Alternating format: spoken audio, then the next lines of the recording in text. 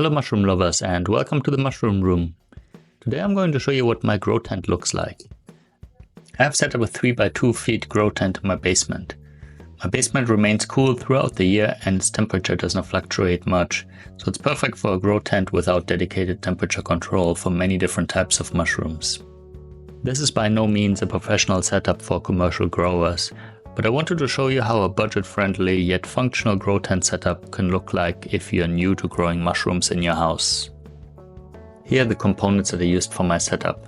As always, I'm gonna post the links in the video description. For the tent, I chose a 3x2x6 feet tent from AC Infinity. I really like this tent. It's much sturdier than the previous tent that I had, and it has built-in openings for the fresh air exchange fan, for an external humidifier, and for other cables and accessories. The Amazon Basics 4-shelf heavy-duty shelving unit is sturdy and fits the tent perfectly.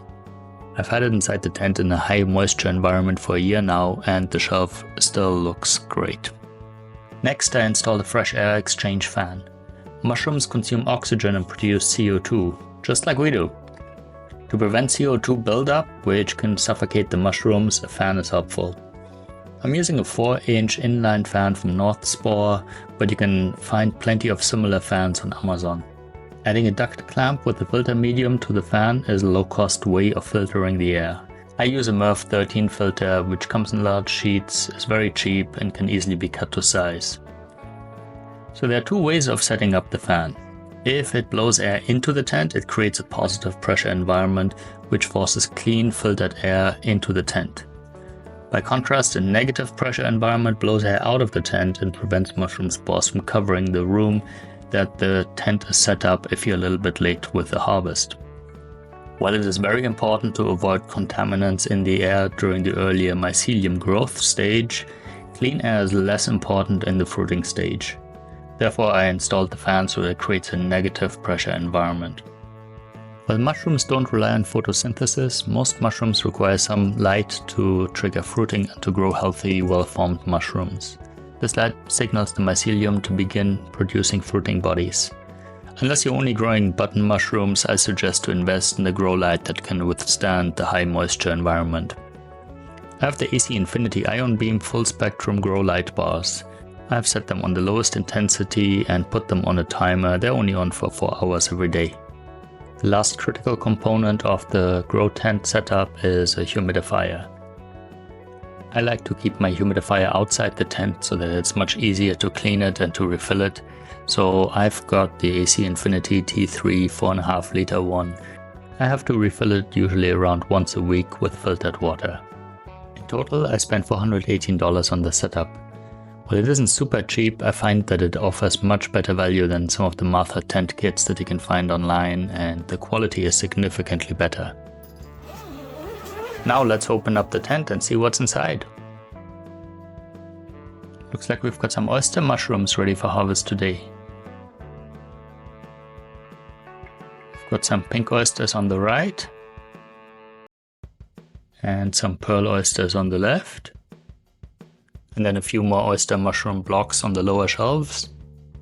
What I normally do is I put the new blocks onto the top shelves, and then after they're fruited I move them further down onto a lower shelf, give them a chance to produce a second or even a third flush. That way I know how long a block has roughly been inside the tent already, and if I need some space in the tent for new blocks, then I'll just discard one of the blocks from the bottom shelf.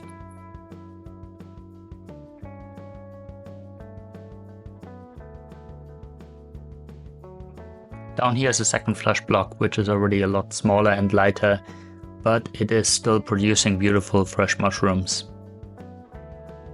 Over here is a fruiting block that just developed some new pins. Those will be ready to fruit in a few days. Here on the bottom shelf I have a couple of old blocks which already produced 2 flushes. If they produce a few more mushrooms, that's a bonus, but if not, I'm going to take the blocks out soon and put them on the compost. You can see that I'm using clips instead of an impulse sealer to seal my bags. I find that it's much easier to use clips rather than the more traditional impulse sealer method, because it can sometimes be tricky to get a good seal with a bag that has moisture inside.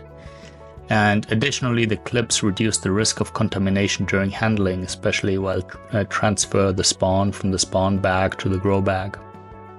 My humidifier is set to a target humidity of 85%. Because the tent is open right now, the humidity dropped a little bit below that target. This is the probe of the humidifier. I've got this probe dangling in the middle of the tent for the most accurate reading. And here you can see the outlet of the humidifier. It's currently active and is trying to get back to its target humidity. I like to check in on my grow tent at least once every 2 days. I follow a quick 5-minute routine. Obviously, I start by harvesting fresh mushrooms. Help me! And here's a second flush block that has just developed some pins. Those pins are trapped inside the bag, so I'm going to have to cut the bag a little bit open and allow the mushrooms to grow out of the bag. Then I inspect the filter and replace it if I see that there is a spore buildup on the filter.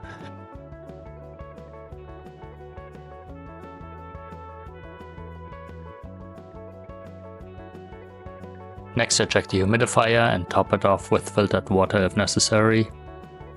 And then I take a paper towel with some 70% isopropyl alcohol and wipe down the floor and some of the racks of the tent.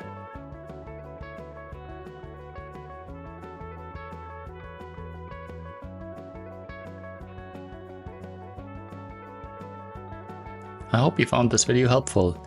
If you've got any comments or tips for the community, please don't be shy and post in the comments.